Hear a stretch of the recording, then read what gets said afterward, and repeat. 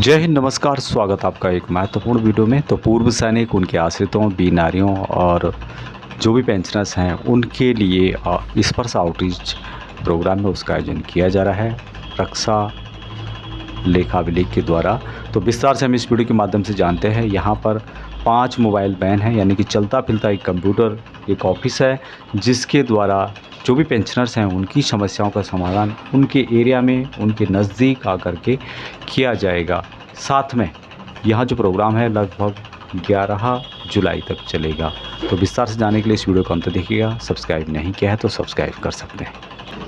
यहाँ पे आप देख सकते हैं लेटर जारी किया गया जो कि 10 जून 2025 का है, और जिसमें कि कंट्रोलर ऑफ डिफेंस अकाउंट यानी कि रक्षा लेखा नियंत्रक चेन्नई के द्वारा ये लेटर जारी किया गया है, जिसमें कि जो स्पर्श आउटरीच प्रोग्राम है उसकी पूरी जानकारी, जो आयोजन है उसके बारे में बताया गया है, साथ में जो शेड्यूल है उसके बारे में बताया गया है, और भी जानकारी यहाँ पर दी गई है। यहाँ पर इसके बारे में और भी डिटेल्स दी गई है, और जो सबसे इम्पोर्टेंट बात है कि give enough publicity regarding the स्पर्श मोबाइल वैन, यानी कि स्पर्श मोबाइल वैन के बारे में आप ज़रूर लोगों को बताएं, पब्लिसिटी करें, इसकी एडवर्टाइजमेंट करें जो कि आपके घर के पास आ रहा है, जिससे कि मैक्सिमम जितने भी पेंशनर्स हैं उनको इसका बेनिफिट मिल सके।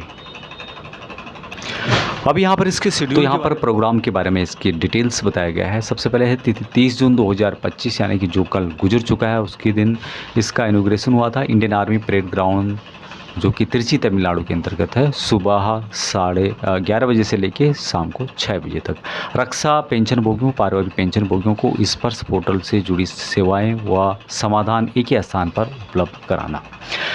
इसका जो उद्घाटन होगा, उद्घाटन समारोह होगा जिसमें कि मुख्य अतिथि होंगे माननीय रक्षा मंत्री राजनाथ सिंह।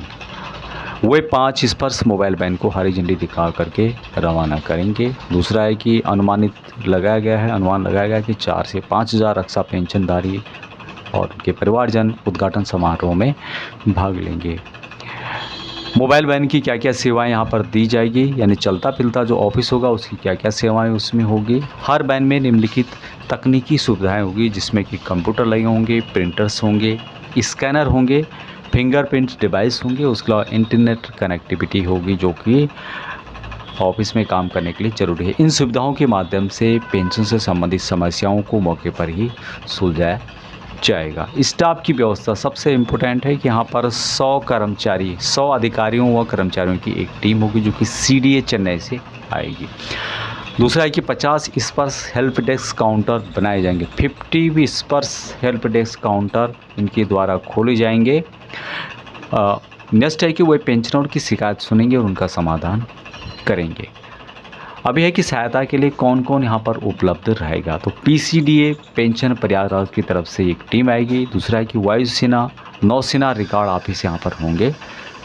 नेक्स्ट है कि सार्वजनिक बैंक से रिलेटेड भी उनके भी जो कर्मचारी हैं वो यहाँ पर आपको देखने को मिलेंगे। और तीसरा है, नेक्स्ट है कि जिला सैनिक वेलफेयर ऑफिस से भी यहाँ पर अधिकारी वर्ग आएंगे, उनके कर्मचारी आएंगे जो कि आपकी जो समस्या है उसको यहाँ पर त्वरित ठीक किया जा सके। अभी स्पर्श मोबाइल वैन शेड्यूल के बारे में यहाँ पे बताया गया है। सबसे पहले वैन का डिटेल दिया गया है, वैन नंबर 1, 2, 3, 4, 5। दूसरा है ऑफिस और डिस्ट्रिक्ट के बारे में बताया गया है। तीसरा है शेड्यूल के बारे में बताया गया है, कितने दिन रुकेगी, कब से कब तक रुकेगी। और लास्ट में है कि ऑफिसर इंचार्ज जो रहेंगे उनका कॉन्टैक्ट नंबर भी यहाँ पर आपको देखने को मिलेगा। फॉर एग्ज़ाम्पल यहाँ पर पुडुकोट्टई 1 दिन रुकेगा 1 जुलाई 2025 को। दूसरा है जो मोबाइल वैन है उसका शेड्यूल है, उसके बारे में यहाँ पे बताया गया है। सबसे पहले जो वैन नंबर है उसकी जानकारी यहाँ पर दी गई है। उसके बाद है डिस्ट्रिक्ट लोकेशन के बारे में बताया गया है, कितने दिन रुकेगी, कब से कब तक रुकेगी। और लास्ट में है ऑफिसर इंचार्ज का यहाँ पे कॉन्टैक्ट नंबर भी दिया गया है। आप उनसे भी पूछना चाहते हैं तो रिंग कर सकते हैं। वैन नंबर 1 के बारे में बताया गया है कि पुडुकोट्टई 1 दिन रुकेगा जो कि 1 जुलाई 2025 को रुकेगा। दूसरा है शिवांगांगई 2 दिन 2 से 3 जुलाई को।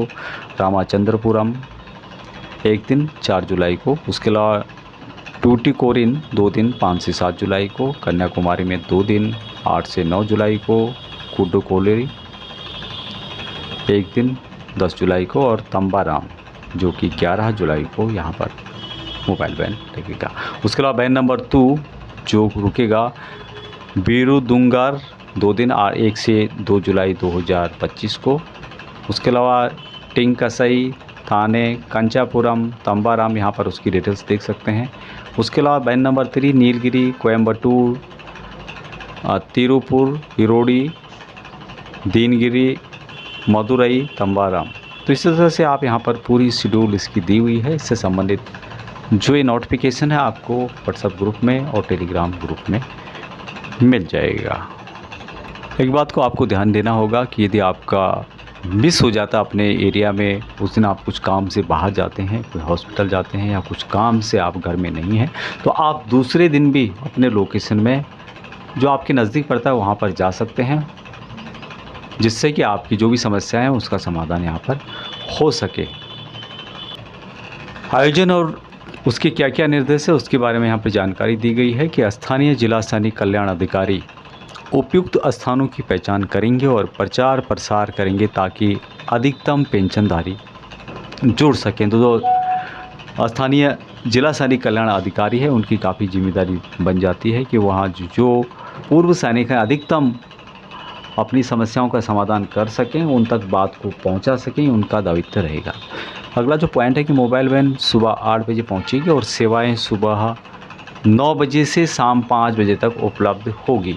1 से 2 बजे का यहाँ पर भोजनालय होगा, बाकी यहाँ पर जो काम है कंटिन्यू 9 से 5 बजे तक चलता रहेगा। यदि एक दिन में सेवा पूरी नहीं हो सकी, यदि एक दिन में आपका काम पूरा नहीं होगा या हो रहा है, तो वैन अगले दिन तक उसी स्थान पर रुकेगी या अगले गंतव्य की ओर रवाना करेगी। अगला जो पॉइंट है कि हर स्थान पर एक एसएओ, एएओ और 2 एसए और ऑडिटर क्लर्क की टीम तैनात रहेगी, जिससे कि पूर्व सैनिकों से रिलेटेड या जो पेंशनर्स हैं उनकी समस्याओं का यहाँ पर त्वरित समाधान किया जा सके। तो लास्ट में यहाँ पे अनुरोध किया गया है कि जिला सैनिक सभी सहायक निदेशकों को निर्देश दें कि वे वैन आगमन की व्यापक जानकारी पेंशन भोगियों तक पहुँचाएँ, पेंशनधारियों तक पहुँचाएँ, जिनकी कि उनकी समस्याओं का समाधान यहाँ पर किया जा सके। सभी जिले के जो एक्सेसमेंट वेलफेयर ऑफिसर हैं उनको उपयुक्त स्थल चिन्हित करने हेतु निर्देश दिए गए हैं कि कहाँ पर लोकेशन ठीक रहेगी, जिससे कि ज़्यादा से ज़्यादा पूर्व सैनिक, वृद्ध लोग, वीर नारियाँ आ सकें, उनके आने जाने की सुविधा वहाँ पर रहे। तो इस तरह से यहाँ पर अनुरोध भी किया गया है। तो ये था अपडेट। इस वीडियो को अपने दोस्तों के साथ शेयर ज़रूर करें, जिससे कि उन तक भी यह मैसेज पहुँच सके। अभी तक इतना ही। जय हिंद।